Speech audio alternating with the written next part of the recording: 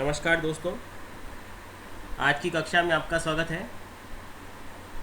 पिछली कक्षा में हमने लोहा इस्पात और सूती वस्त्र उद्योग का दक्षिण अमेरिका में उत्पादन और वितरण का अध्ययन किया था।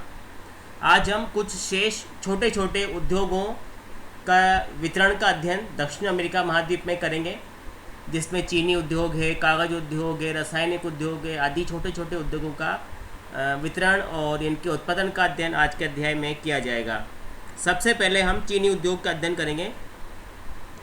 दोस्तों, चीनी उद्योग का जो कच्चा माल है वो गन्ना है।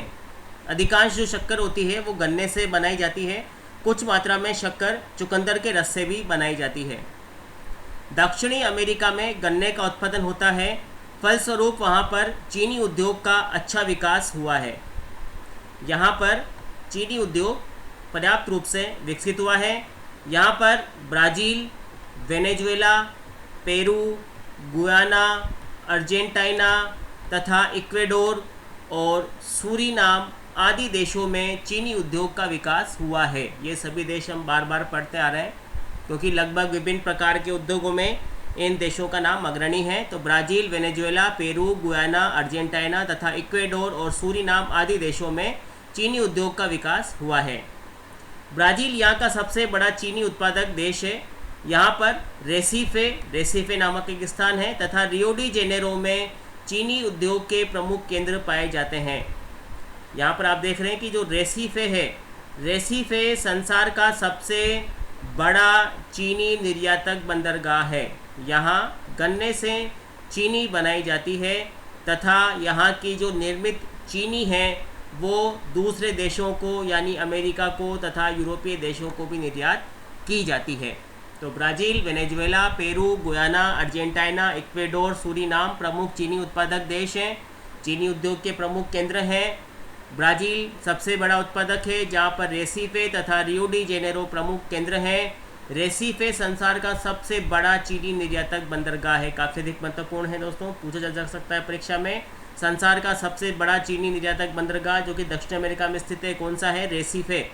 यहाँ गन्ने से चीनी बनाई जाती है और चीनी भी निर्यात की जाती है। तो तटीय क्षेत्र होने के कारण चीनी को निर्यात यहाँ से किया जाता है। इसके बाद देखते हैं हम कागज़ उद्योग।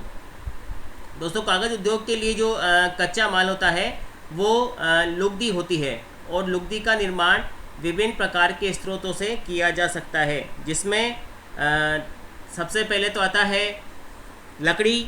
मुलायम लकड़ी जो होती है उससे लुगदी का निर्माण किया जाता है।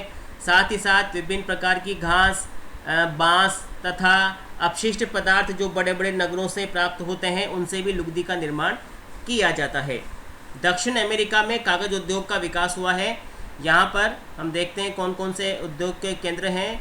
यहाँ पर वेनेजुएला, ब्राज़ील, पेरू, इक्वेडोर तथा चिली में कागज़ उद्योग का अच्छा विकास हुआ है। ये सभी यहाँ पर कागज़ उद्योग के केंद्र हैं।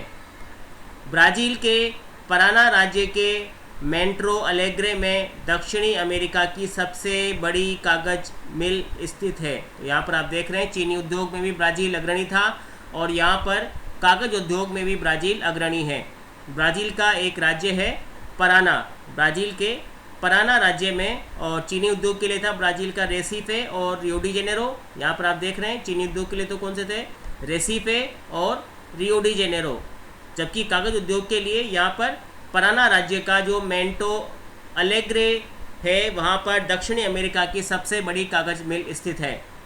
दक्षिण अमेरिका में ब्राज़ील के अलावा चिली के बाद अर्जेंटीना के बाद इक्वेडोर आदि देशों में भी आयातित लुगदी के द्वारा कागज़ का निर्माण किया जाता है। और जो लुगदी का आयात है वो यूरोपीय देशों के द्वारा और संयुक्त राज्य अमेरिका, कनाडा के द्वारा किया जाता है, क्योंकि जो कागज़ लुगदी के लिए जो वृक्ष चाहिए वो मुलायम कोणधारी वनों की लकड़ी चाहिए होती है और इस प्रकार के जो वन हैं वो शीतोष्ण कटिबंधीय भागों में ही पाए जाते हैं। तो ब्राज़ील में के पराना में मेंटो अलेग्रे सबसे बड़ी कागज़ की मिल वहाँ पर लगाई गई है तथा चिली, अर्जेंटीना, इक्वेडोर आदि देश आयातित लुगदी से कागज़ का निर्माण करते हैं। तो ये दोस्तों चीनी और कागज़ उद्योग हैं। चीनी और कागज़ उद्योग के बाद अगला उद्योग आता है दोस्तों रसायन उद्योग। रसायन उद्योग भी दक्षिण अमेरिका का एक प्रमुख उद्योग माना जाता है। दक्षिण अमेरिका के कुछ ही देशों में रसायन उद्योग का विकास हुआ है। ब्राज़ील का पुनः नाम यहाँ पर आ रहा है। ब्राज़ील बृहत्तम रसायन उत्पादक देश है। बृहत्तम कागज उत्पादक, बृहत्तम चीनी उत्पादक तथा बृहत्तम रसायन उत्पादक देश ब्राज़ील है। साओ पालो यहाँ का सबसे बड़ा रसायन उद्योग का केंद्र है। साओ पालो का नाम भी हमने कई बार पढ़ा है। साओ पालो यहाँ का सबसे बड़ा रसायन उद्योग का केंद्र है। इसके अलावा रियो डी जेनेरो तथा ब्यूनस आयर्स दो राज्य और हैं। रियो डी जेनेरो तथा ब्यूनस आयर्स में भी रसायन का उत्पादन किया जाता है। तो ब्राज़ील दक्षिण अमेरिका का सबसे बड़ा रसायन उत्पादक केंद्र है। यहाँ पर साओ पालो, रियो डी जेनेरो तथा ब्यूनस आयर्स अर्जेंटीना में स्थित है और वहाँ पर यह रसायन उत्पादन का सबसे बड़ा केंद्र है तथा रियो डी जेनेरो और साओ पालो ब्राज़ील के सबसे बड़े रसायन उद्योग केंद्र माने जाते हैं। ब्राज़ील के अलावा यहाँ पर हम देखते हैं दोस्तों और कौन कौन से देश हैं जो रसायन उद्योग में अग्रणी हैं। वेनेजुएला है, चिली है, पेरू है, कोलंबिया है तथा अर्जेंटीना अन्य प्रमुख रसायन उत्पादक देश हैं। ये सभी देश मुख्य रूप से कास्टिक सोडा ऐश तथा आयोडीन का उत्पादन करते हैं। प्रमुख रसायन हैं जिनका उत्पादन इन देशों के द्वारा किया जाता है। वेनेजुएला, चिली, पेरू, कोलंबिया तथा अर्जेंटीना के द्वारा कास्टिक सोडा ऐश और आयोडीन का उत्पादन किया जाता है। कोलंबिया ऐसा देश है जहां पर इस उद्योग का तेज़ी से वर्तमान में विकास हुआ है। ब्यूनस आयर्स में कास्टिक सोडा व रसायन उत्पादन में स्थान इसका महत्वपूर्ण माना जाता है। तो ब्राज़ील सबसे बड़ा उत्पादक केंद्र है जहां पर साओ पालो तथा रियो डी जेनेरो तथा अर्जेंटीना में ब्यूनस आयर्स प्रमुख रसायन उद्योग के केंद्र हैं। इसके अलावा वेनेजुएला, चिली, पेरू, कोलंबिया अन्य प्रमुख रसायन उत्पादक देश माने जाते हैं। यहाँ पर कास्टिक सोडा ऐश, आयोडीन आदि रसायन पदार्थों का उत्पादन किया जाता है। तो इस प्रकार से लोहा इस्पात उद्योग, सूती वस्त्र उद्योग, चीनी उद्योग, कागज उद्योग और रसायन उद्योग, ये 5 प्रकार के उद्योग दक्षिण अमेरिका के प्रमुख उद्योग माने जाते हैं। तो जब भी दोस्तों आप उत्तर लिखें, सबसे पहले उस उद्योग के स्थानीयकरण कारकों के बारे में बताएं, किन किन कारकों के द्वारा उस उद्योग का स्थानीयकरण होता है। उसके बाद दक्षिण अमेरिका में कहाँ कहाँ पर वह उद्योग लगाया गया है, वहाँ पर कहाँ पर उस उद्योग से संबंधित वस्तु का उत्पादन होता है आदि तथ्यों को उसके बाद में दिया जाना चाहिए। तो ये दक्षिण अमेरिका के प्रमुख उद्योगों का जो आपका चैप्टर था यहाँ पर पूरा हुआ। अब दोस्तों हम दक्षिण अमेरिका महाद्वीप में जनसंख्या वितरण का अध्ययन करेंगे। दक्षिण अमेरिका महाद्वीप जनसंख्या वितरण की दृष्टि से काफ़ी अधिक महत्वपूर्ण है, क्योंकि यहाँ पर जो जनसंख्या का वितरण है वो समान नहीं है। यहाँ की जो दशाएं हैं, भौतिक दशाएं हैं, जलवायविक दशाएं हैं, यहाँ की जनसंख्या वितरण संबंधी विविधताओं के लिए उत्तरदायी मानी जाती है। यह संसार का चौथा सबसे बड़ा जनसंख्या वाला देश है। देखिए दोस्तों, काफ़ी महत्वपूर्ण जानकारी है। चौथा सबसे बड़ा जनसंख्या वाला महाद्वीप है। 2018 के आंकड़ों के अनुसार यहाँ पर 427 मिलियन व्यक्ति निवास करते हैं। 427 मिलियन व्यक्ति यहाँ पर निवास करते हैं। यहाँ संसार की 5.7% जनसंख्या निवास करती है। औसत जो जनसंख्या घनत्व है वो यहाँ पर 24 व्यक्ति प्रति वर्ग किलोमीटर है तथा औसत वार्षिक वृद्धि दर 1.6% है। ब्राज़ील सर्वाधिक जनसंख्या वाला देश है तथा सबसे अधिक घनी जनसंख्या, सबसे अधिक घनत्व इक्वेडोर में पाया जाता है। कोलंबिया तथा वेनेजुएला अन्य देश हैं जो अधिक जनसंख्या घनत्व रखते हैं। तो जनसंख्या की दृष्टि से संसार का चौथा सबसे बड़ा जनसंख्या वाला महाद्वीप है। यहाँ का जो जनसंख्या घनत्व है वो 24 व्यक्ति प्रति वर्ग किलोमीटर है और औसत वार्षिक वृद्धि दर 1.6% है। संसार की 5.7% जनसंख्या यहाँ पर निवास करती है। ब्राज़ील सर्वाधिक जनसंख्या वाला देश है। सबसे अधिक घना बसा हुआ देश इक्वेडोर है, उसके बाद कोलंबिया तथा वेनेजुएला का स्थान आता है। अब हम देखते हैं दोस्तों दक्षिण अमेरिका में जनसंख्या का वितरण, किस प्रकार का वितरण दक्षिण अमेरिका में पाया जाता है। तो दोस्तों मैंने आपको पहले बताया था कि दक्षिण अमेरिका महाद्वीप में जनसंख्या का वितरण असमान है, जिसका प्रमुख कारण वहाँ की भौतिक तथा जलवायविक दशाएँ हैं। भौतिक तथा जलवायविक दशाएँ अलग अलग प्रकार की होने के कारण यहाँ पर जनसंख्या वितरण भी असमान पाया जाता है। यहाँ का औसत जनसंख्या घनत्व हमने भी देखा था दोस्तों। औसत जनसंख्या घनत्व यहाँ पर कितना है, 24 व्यक्ति प्रति वर्ग किलोमीटर है। कुछ क्षेत्रों में तो जनसंख्या घनत्व 100 से भी अधिक है। तो जब तटीय क्षेत्रों में, समुद्र तटीय भागों में जाएंगे तो वहाँ पर आपको 100 व्यक्ति प्रति वर्ग किलोमीटर क्षेत्र निवास कर रहे देखते हुए मिलेंगे, और कुछ क्षेत्रों में मात्र 2 व्यक्ति प्रति वर्ग किलोमीटर निवास करते हैं। तो तटीय भाग, विशेषकर जो पूर्वी तटीय भाग है दक्षिण अमेरिका के, वहाँ पर 100 व्यक्ति से भी अधिक जनसंख्या घनत्व निवास होता है, और आंतरिक भागों में जब आप जाएंगे तो वहाँ पर 2 व्यक्ति प्रति वर्ग किलोमीटर से भी कम निवास करते हैं। तो इस प्रकार से जो जनसंख्या घनत्व है वो बहुत विषम है। ये मानचित्र में आप देख रहे हैं कि जो पूर्वी तटीय भाग है, ये पूर्वी तटीय हिस्सा अधिक घना बसा हुआ है, क्योंकि जो अधिकांश बड़े बंदरगाह हैं तथा जो कृषि भूमि है, उत्पादन है, उसके लिए जो प्रसिद्ध देश है वो सब यहीं स्थित हैं। जैसे ब्राज़ील है, ये लगभग समस्त प्रकार के कृषि उत्पादन तथा खनिजों में अग्रणी है। अर्जेंटीना भी विभिन्न प्रकार के कृषि उत्पादन तथा खनिजों में अग्रणी है, और तटीय देश होने के कारण यहाँ पर परिवहन की सुविधा भी उपलब्ध है। परिवहन के उपलब्ध होने के साथ साथ यहाँ पर तटीय जलवायु है जो कि स्वास्थ्य की दृष्टि से उत्तम मानी जाती है। तो यदि हम दृष्टिपात करें कि कौन कौन से कारक जनसंख्या वितरण को यहाँ पर प्रभावित कर रहे हैं, तो वो दोस्तों निम्न प्रकार हो सकते हैं। पहला तो अक्षांशीय स्थिति। अक्षांशीय स्थिति यहाँ बहुत अधिक महत्वपूर्ण है, क्योंकि यहाँ पर 2 रेखाएं गुजरती है। उत्तरी भाग से तो यहाँ पर भूमध्य रेखा गुजरती है, ये देखिए दोस्तों 0 डिग्री देशांतर रेखा अक्षांश रेखा, और दक्षिणी भाग से यहाँ पर 23.5 डिग्री दक्षिण अक्षांश रेखा गुजरती है। तो ये तो हो गया भूमध्य रेखा या 0 डिग्री, और ये हो गया 23.5 डिग्री।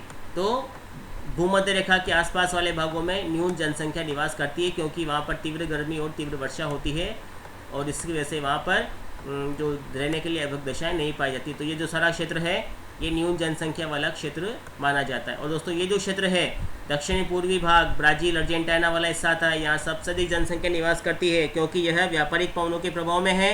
साथ ही साथ तटीय क्षेत्र है, और तटीय क्षेत्र होने के कारण यहाँ पर पर्याप्त वर्षा होती है, और समुद्र तटीय जलवायु होने के कारण यहाँ पर पर्याप्त जनसंख्या निवास करती है, और परिवहन के साधन भी यहाँ पर आसानी से उपलब्ध है। इसी तरह हम आंतरिक भागों की ओर जाएंगे, जैसे बोलीविया है, पराग्वे है। ये जो आंतरिक क्षेत्र हैं यहाँ पर जनसंख्या कम निवास करती है। क्यों? क्योंकि यहाँ पर वर्षा भी कम है, तथा महाद्वीपीय जो समुद्र तटीय जलवायु का प्रभाव है यहाँ पर समाप्त हो जाता है। इसी प्रकार से हम एंडीज पर्वत के हिस्से की बात करें, एंडीज पर्वत की बात करें तो एंडीज पर्वत वाले भाग में भी न्यून जनसंख्या पाई जाती है, क्योंकि पर्वतीय भागों में लोग रहना पसंद नहीं करते हैं। तो एंडीज पर्वत वाले भाग में भी न्यून जनसंख्या घनत्व देखने को मिलता है।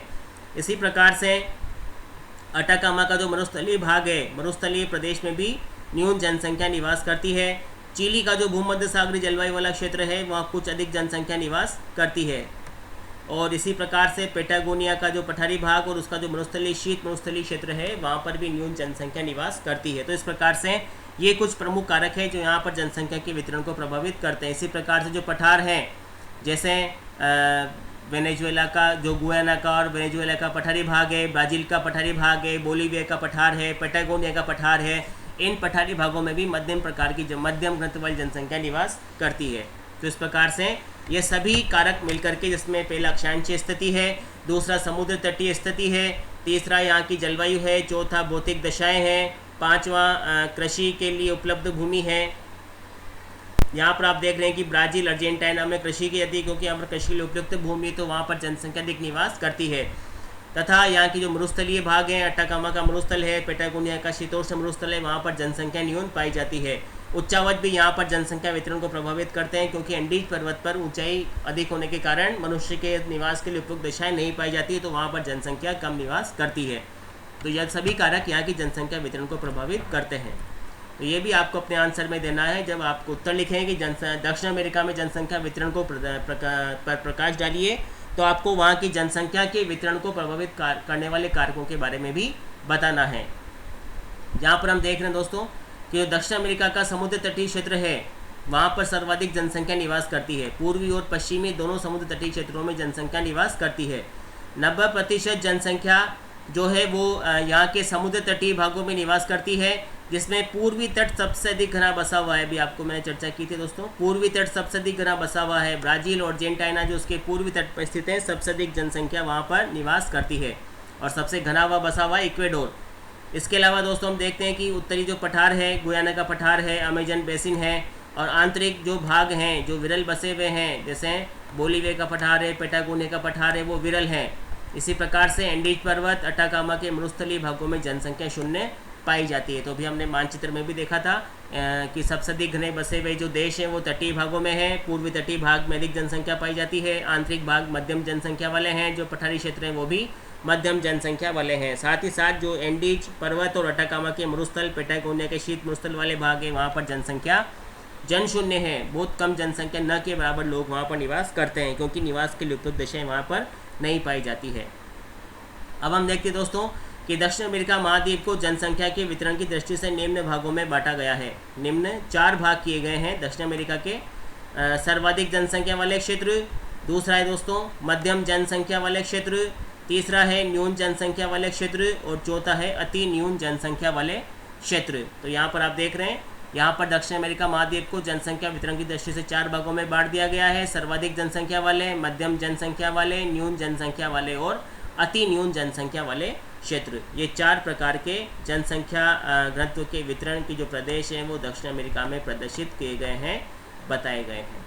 दोस्तों आज हम इतना ही पढ़ेंगे, इसे आप अपने रजिस्टर में नोट डाउन कर लें, और यदि आपके कुछ प्रश्न हो तो आप YouTube का जो चैट बॉक्स है वहाँ पर आप अपने प्रश्नों को डाल सकते हैं। दक्षिण अमेरिका में जनसंख्या वितरण का शेष हम कल अध्ययन करेंगे। धन्यवाद।